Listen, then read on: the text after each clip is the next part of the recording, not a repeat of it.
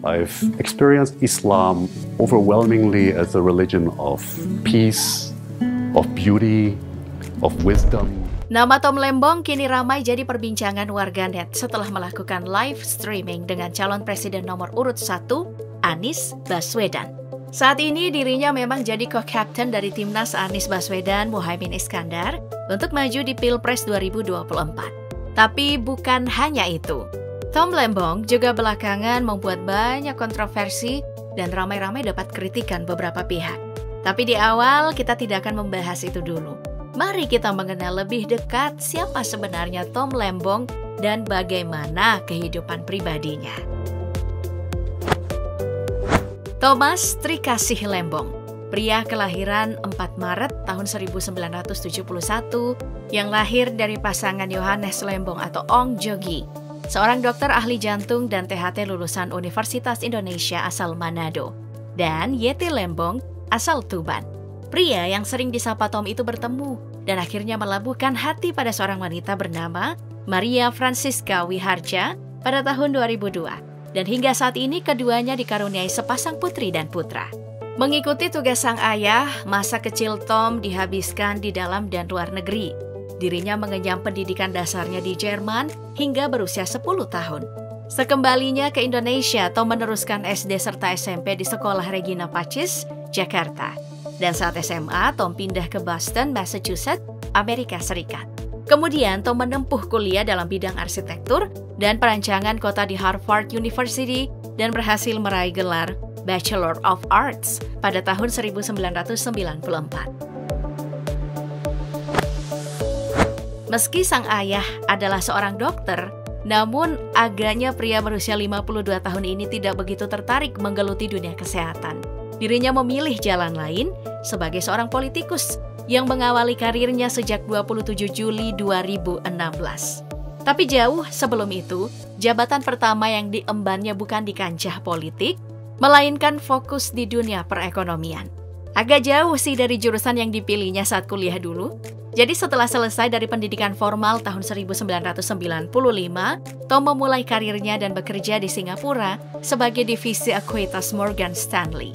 Tapi hanya 4 tahun berselang, Tom kembali ke tanah air dan kemudian bekerja sebagai bankir investasi di Deutsche Securities Indonesia dari tahun 1999 sampai 2000. Tom juga pernah dipercaya untuk menjabat sebagai kepala divisi dan wakil presiden senior di Badan Penyihatan Perbankan Nasional atau BPPN dari 2000 sampai 2002. Kala itu BPPN berada di bawah Kementerian Keuangan dan Bank Indonesia yang bertugas untuk merekapitalisasi dan merestrukturisasi sektor perbankan Indonesia setelah sempat mengalami krisis keuangan Asia pada tahun 1998. Setelah itu, dia kemudian memilih untuk bekerja di Varindo Investment dari tahun 2002 sampai 2005. Setahun berselang, Tom mendirikan sebuah perusahaan ekuitas swasta di Singapura yang bernama Kovat Management, dan saat itu dirinya merangkap sebagai direktur. Selain itu, dia juga menjadi Presiden Komisaris PT Graha Layar Prima Tbk atau Blitz Megaplex dari tahun 2012 hingga 2014. Di tahun 2013, Tom kembali ke pemerintahan sebagai penasihat ekonomi dan penulis pidato untuk Gubernur DKI Jakarta saat itu Joko Widodo. Peran ini ia teruskan sepanjang masa jabatan pertama Jokowi sebagai Presiden Indonesia. Tom kemudian menggeluti perannya sebagai orang di balik layar yang menulis beberapa pidato Presiden Jokowi yang paling ikonik. Salah satunya adalah pidato Game of Thrones pada pertemuan IMF Bank Dunia di Bali pada tahun 2018 dan pidato Thanos di Forum Ekonomi Dunia. Nah, setelah meninggalkan pemerintahan, Tom mendirikan Consilience Policy Institute yang secara resmi beroperasi di Singapura.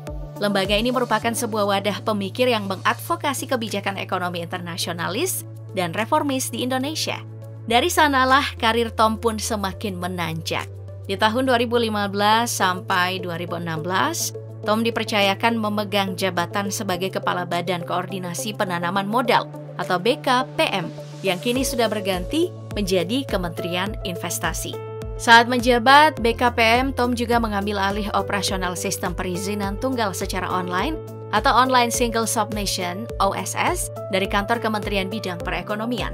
Di bawah kepemimpinan Tom, kinerja BKPM yang dilihat dari realisasi penanaman modal asing atau PMA ke Indonesia mengalami fluktuasi, di mana pada kuartal 2018, PMA tumbuh 12,27% secara year on year.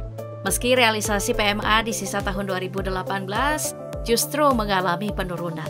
Sedangkan pada Q2 2018, realisasi investasi turun 12,92%. Lalu pada Q3 kembali turun menjadi 20,23 dan Q4 turun di 21,61%. Tren investasi yang turun ini mulai membaik di tahun 2019 dan pada triwulan ketiga baru naik menjadi 9,61%. Setelah masa jabatannya habis di Agustus 2021, Anies Baswedan yang saat itu masih berstatus sebagai Gubernur DKI Jakarta menunjuk Tom sebagai Ketua Dewan PT Jaya Ancol. Itu adalah satu-satunya badan usaha milik pemerintah provinsi di Indonesia yang terdaftar di Bursa Efek Indonesia. Berkat kerja kerasnya, Tom dianugerahi beberapa penghargaan bergengsi di kancah dunia. Mulai dari Young Global Leader atau YGL oleh World Economic Forum di Davos pada tahun 2008. Selain itu, Tom juga berhasil menyabet penghargaan Asia Society Australia Victoria Distinguished Fellowship di tahun 2017. Kemudian di tahun 2020, Tom berhasil membawa pulang penghargaan Order of Diplomatic Service Merit, First Class Second Grade atau Gwanghwa Medal dari Korea Selatan. Tom Lembong yang namanya terus disebut-sebut Gibran dalam debat Cawapres dianggapnya sebagai bentuk rasa rindu karena penguasaannya selama periode Presiden Jokowi. Bagi tim, sepak terjangnya sebagai salah satu tangan kanan Presiden Jokowi cukup membekas dan memberikan kenangan tersendiri di hati Gibran.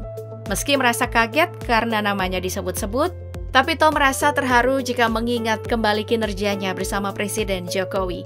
Banyak kenangan juga dibangun bersama Gibran yang kemudian dibeberkan oleh Tom. Salah satunya bercerita jika dirinya pernah disopiri oleh putra Presiden Jokowi itu saat dirinya masih jadi bagian dari Kabinet Kerja periode 2014 sampai 2019. Setelah beberapa potongan video pernyataannya itu tersebar, beberapa pihak ikut angkat suara dan saling sindir. Mulai dari Menteri Koordinator Kemaritiman dan Investasi Luhut Binsar Panjaitan angkat bicara soal statement Tom Lembong yang menyebut jika dirinya bertahun-tahun memberikan contekan untuk Presiden Jokowi. Kesal mengetahui hal itu, Luhut menyebut jika ucapan itu tidak benar adanya. Bagi Luhut, di balik kinerja Presiden memang selalu ada yang ditugaskan untuk membantu. Tapi untuk kasih catatan atau contekan baginya itu sangat tidak benar. Luhut juga menyarankan pada Tom untuk nggak GR, karena bukan cuma dirinya saja yang selalu ditugaskan demikian, melainkan ada Menteri Luar Negeri Ibu Retno juga. Selain itu, memang di setiap pemimpin negara selalu mendapat bantuan saat akan tampil di forum-forum besar. Soal perkara lain, setali tiga uang, Bahlil pun ikut menuding jika Tom melakukan pembohongan publik soal mobil listrik Tesla yang tidak lagi menggunakan baterai kendaraan listrik berbahan baku nikel. Apakah benar nikel akan ditinggalkan? Ini adalah kebohongan publik. Kenapa saya katakan demikian? Karena LPF itu hanya dipakai oleh Tesla kepada mobilnya yang standar. Karena kualitas jarak tempuhnya itu lebih bagus dari nikel dan Tesla, sebagian juga masih memakai bahan baku nikel. Sebelumnya, Tom memang kerap mengkritik soal kebijakan Presiden Jokowi, termasuk menyebut jika harga nikel turun sekitar 30% dalam 12 bulan terakhir. Tom menyebut harga nikel yang anjlok itu karena gencarnya pembangunan smelter, belum lagi stok nikel dunia yang mengalami surplus yang terbesar sepanjang sejarah di era Presiden Jokowi. Tom juga menegaskan jika kejatuhan harga nikel itu karena konfrontasi yang dilakukan terhadap nasabah luar negeri. Jadi mereka memilih untuk mencari opsi lain, bahkan membuat formulasi bahan baterai yang tidak lagi menggunakan nikel. Sementara itu, juru bicara alias jubir Timnas Amin, Mardhani Alisera mengusulkan agar Menko Luhut dan Tom bisa duduk bersama dan berdiskusi di podcast agar rakyat bisa menilai dan akan berpihak kemana. Mardhani Ali juga memberikan semangat kepada Tom untuk terus berjuang menyelesaikan tugasnya sampai Anies Muhaimin jadi presiden dan wakil presiden. Dari catatan LHKPN terakhir saat dirinya menjabat sebagai kepala BKPM di tahun 2019, total harta Tom sebesar 101,57 miliar rupiah. Dalam rinciannya, tidak ada catatan soal harta yang bersumber dari tanah dan bangunan. Sedangkan pundi-pundi lain terdiri dari harta bergerak lainnya sebesar 180,99 juta rupiah.